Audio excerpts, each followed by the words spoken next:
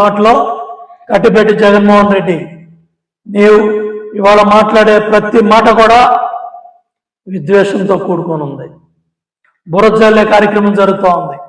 ప్రపంచ స్థాయి రాజధాని నిర్మాణం జరుగుతూ ఉంది. అక్కడ డక్ట్ పెట్టి అన్నీ కూడా ఏదైతే డ్రైనేజీ కావచ్చు, సిఏజ్ కావచ్చు, లేకపోతే డ్రింకింగ్ వాటర్ కావచ్చు, పైప్ లైన్స్ కావచ్చు, లేకపోతే ఇంటర్నెట్ కనెక్షన్లు కావచ్చు, ఎలక్ట్రిక్ లైన్స్ కావచ్చు, గ్యాస్ లైన్స్ కావచ్చు, మొత్తం అమరావతి రైతాంగం యొక్క ఫ్లాట్లు కావచ్చు, లేకపోతే సెక్రటేరియట్ భవనాలు కావచ్చు, అసెంబ్లీ భవనాలు కావచ్చు, లేకపోతే మరి హైకోర్టు భవనం కావచ్చు, ఇవన్నీ కూడా ప్రపంచ స్థాయి నిర్మాణాలు జరుగుతూ ఉంటే విషం జమ్మాలని ప్రయత్నం చేస్తావా?